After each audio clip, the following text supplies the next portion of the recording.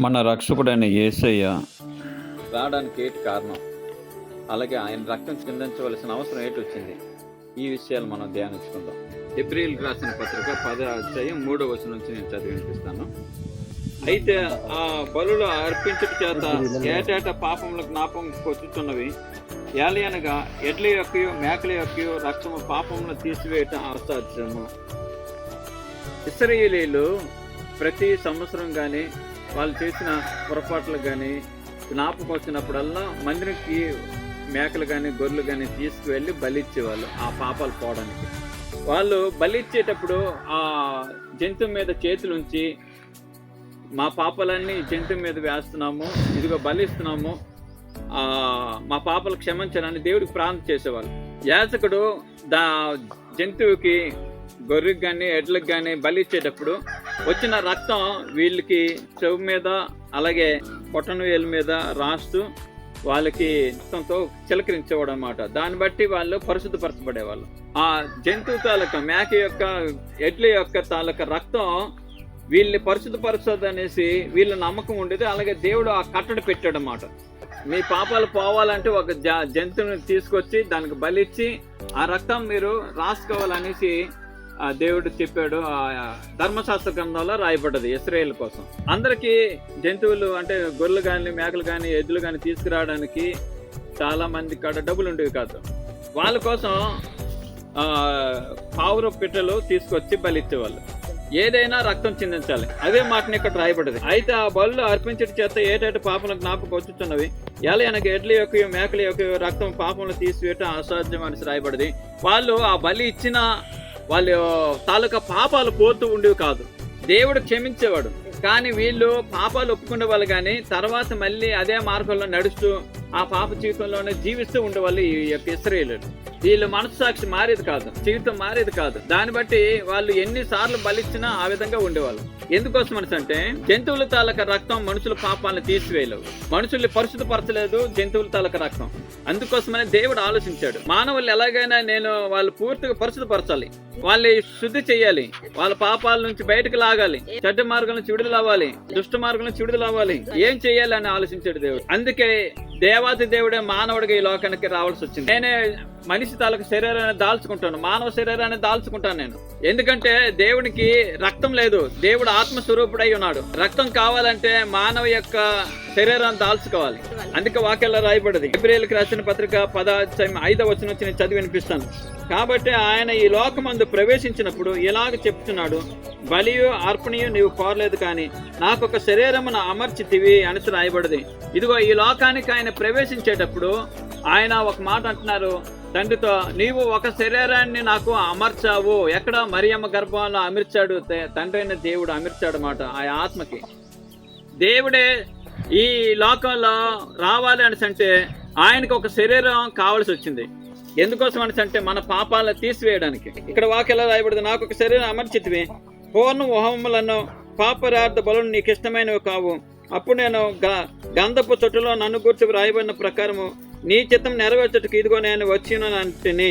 ఇక్కడ దేవుడు అంటున్నాడు, ఇదిగో బలులు ఈ యొక్క యాగాలు నీకు ఇష్టం కావు. ఎందుకోసం అంటే బలు ఇస్తున్నారు, యాగాలు చేస్తున్నారు, కానీ మానవుడు తప్పిపోతున్నాడు.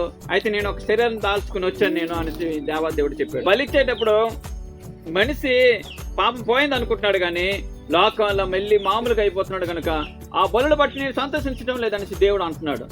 ఆ బలిచ్చే ఆ యొక్క బలి రక్తం ఈ మనుషుల్ని పాపం నుంచి బయటకు లాగటం లేదు. లోకంలో పాపాలు పోవాలని ఎన్ని బలు ఇచ్చినా మనిషి తాలూకా పాపాలు పోవు. ఇక దేవుడు ఒక శరీరాన్ని దాల్చవలసి వచ్చింది. అయితే ఆయన శరీరాన్ని దాల్చుకున్నాడు. దాన్ని బట్టి మనకి ఏంటి లాభం? ఏప్రిల్కి రాసిన పత్రిక 10వ అధ్యాయం 10వ వచనం నుంచి నేను చదివి వినిపిస్తాను. వాక్యాల్లో రాయబడదు కదా, యేసుక్రీస్తు యొక్క శరీరం ఒక్కసారి అర్పింపడి చేత ఆ చిత్తమును బట్టి మనం పరిశుద్ధపరచబడి ఉన్నాము. యేసుక్రీస్తు అనే ఆయన దేవాతి దేవుడు శరీరాన్ని దాల్చుకున్న తర్వాత ఆయన ఒక్కసారే బలైపోయాడు మన మానవులందరి కోసం. దాన్ని బట్టి మనుషులమైన మనము పరిశుద్ధపరచబడుతున్నాము. దేవుని నమ్మిన మనము, రక్షణ పొందిన మనము ఆ ఒక్క బలియాగం బట్టి మనం పరిశుద్ధపరచబడుతున్నాం. మరియు ప్రతి యాజకుడు దినదినము సేవ చేస్తూ పాపములను ఎన్నటిని తీసివేయలేని ఆ బలులను మాటమాటికి అర్పించి ఉండును. ఈ లోకంలో ఉన్న మనుషులు మాటమాటికి బలులు ఇస్తున్నారు. కానీ మన యేసయ్య ఒక్కసారే బలియాగం అయిపోయాడు ఆయన. ఎందుకోసం అంటే ఈయన అయితే పాపం నిమిత్తం సదాకాలం నిలిచి ఒక్క బలిని అర్పించి అప్పటి నుండి తన శత్రువులు తన పాదముల పాదపీఠంగా చేయబడి వరకు కనిపెట్టి దేవుని కుడిపరుచున్న ఆశ ఆయన ఒక్కసారే బలి ఇచ్చి ఆయన తండ్రి అయిన దేవుని సముఖంలో కూర్చున్నాడు. ఆ కూర్చున్న ఆయన పాదముల కింద శత్రు సాతానుడు నలిగిపోతున్నాడు అన్నమాట. మనల్ని పాడు చేసే పాపాన్ని, మనకు బాధించే సాతాన్ని, వాళ్ళిద్దరిని కూడా ఆయన పాదాల కింద పెట్టుకున్నాడు ఆయన ఒక్క బలియాగం అయిన తర్వాత. అందుకే మనము యేసయ్య దగ్గరికి వచ్చిన తర్వాత, మన పాపాలు ఒప్పుకున్న తర్వాత, మనసు పూర్తిగా ప్రభువా నీతో నేను ఉంటానని అంటే మన హృదయంలో మన మనసులో ఉన్న పాపాలు ఆయన పెరికి వేస్తాడు, తీసివేస్తాడు. ఆయన పాపాన్ని సాతాన్ని జయించాడు గనక సదాకాలము ఈ బలి నిలబడి ఉంటదన్నమాట. ఎప్పుడు కూడా యేసయ్య మరణించడం బట్టి ఆ సిలువ యాగం ఎప్పుడు మన కోసం రెడీగా ఉంటది. మనం పాపాలు ఒప్పుకోవడానికి ఏ గొర్రె తీసుకెళ్ళక్కలేదు, మన దోషాలు శుద్ధి చేసుకోవడానికి ఏ మేకలు తీసుకెళ్ళక్కలేదు, మన శాపాలు పోవడానికి ఏ ఎద్దును గాని లేకపోతే ఏ జంతువును గాని తీసుకెళ్లి బలి ఒక్కలేదు. మన దేవుడు వాటన్నిటిని కోరటం లేదు. మన దేవుడు మన తరపున ఆయనే బలైపోయాడు. మనం శుద్ధి చేయడానికి ఆయన బలైపోయాడు. మనం ఆయన దగ్గరికి ఏటి తీసుకెళ్ళక్కలేదు. ఆయన దగ్గర గొర్రె తీసుకెళ్ళక్కర్లేదు, మేక తీసుకెళ్ళక్కర్లేదు, ఎదు తీసుకెళ్ళక్కర్లేదు, ఏ జంతువుని తీసుకెళ్ళక్కర్లేదు. ఆయన రక్తాన్ని కోరటం లేదు. తన రక్తాన్ని మనకిచ్చాడు, తన ప్రాణం మనకిచ్చాడు. ఏ జంతువు తాలూకా జీవాన్ని కోరటం లేదు ఆయన. ఏ జంతువుని బలి ఇవ్వండి అని అంటం లేదు ఆయన. నీ కోసం నా కోసం ఆయన బలైపోయాడు. ఆ బలియాగం, ఆ సిలువ యాగం ఎప్పుడు సదాకాలం ఉంటది. మనము మరణించినంత వరకు కూడా, అలాగే వచ్చే తరం ఈ భూమి ఆకాశాలు ఉన్నంత వరకు ఆయన ఇచ్చిన ఆ బలియాగం నిత్యం ఉంటది. ఎక్కడ మనం మోకరించినా సిలువను మనం జ్ఞాపకం ఉంచుకోవచ్చు. సిలువను గురించిన వార్త నశించున్న వారికి వెరితనంగా ఉంటదని వాక్యలో రాయబడింది. చాలా మంది మూర్ఖులు ఒక మాట అంటారు, సిలువలోన 3 మేకలు తీసుకోలేకపోతున్నాడు, లేకపోతే ఆ సిలువలో చచ్చిపోయాడు, అందరు చంపేస్తుంటే చచ్చిపోయాడు, అతనేం దేవుడు అని అంటారు. ఆయన ఆ విధంగా మరణించడానికి కారణం ఏంటో ఈ బుద్ధిహీనులకు తెలీదు. మనము పాపాలకి బలి ఇవ్వాలి, ఏ గొర్రెనో మేకనో బలి ఇవ్వాలి. ఎందుకోసం అంటే మనం చేసిన పాపం మన ప్రాణాన్ని తీసేస్తుంది, నరకానికి తీసుకువెళ్ళిపోద్ది. నరకానికి తీసుకెళ్లి ఆ పాపం నుంచి బయటపడాలి. ఆ పాపం నుంచి వచ్చిన రోగాలు బాధల నుంచి మనం విడుదల అవ్వాలి.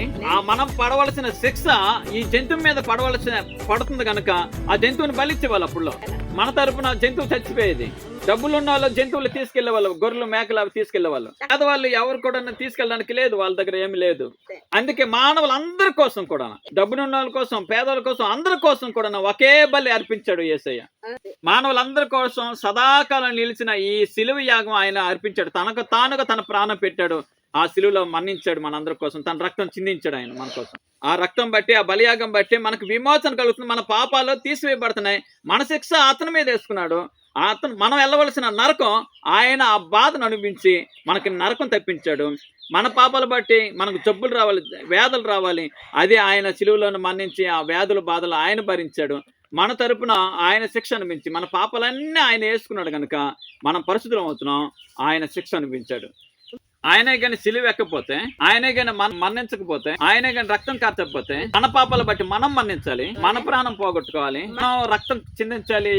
ఎందుకోసం అంటే మన పాపాలు అటువంటివి ఘోరమైనవి. మన శిక్ష అంతా ఆయన భరించాడు. ఇది చాలా మందికి అర్థం కాదు. అందుకే సిలువను గురించిన వార్త తెలియని వాళ్ళకి వెరితనంగా ఉంటది. రక్షణ పొందుతున్న మనకి దేవుని శక్తి ఉన్నది. యేసు నామములు చెప్తేనే దెయ్యాలు పోతుంటాయి. యేసయ్య నామములో ప్రార్థన చేస్తేనే మనకు ఆరోగ్యం వస్తుంది. యేసయ్య బట్టి ప్రార్థన చేసేటప్పుడు మన పిల్లలు బాగుంటారు. యేసయ్య నామములో మనం విజ్ఞాపన ప్రార్థనలు చేసేటప్పుడు మన కుటుంబం అంతా సంతోషం, సమాధానం ఉంటుంది. యేసయ్య పాదాల దగ్గర మన జీవితం అంతా శుద్ధి చేసుకుని ప్రార్థన చేసుకుని పాపాలు ఒప్పుకునేటప్పుడు మనం పరిశుద్ధంగా మార్చబడుతున్నాం.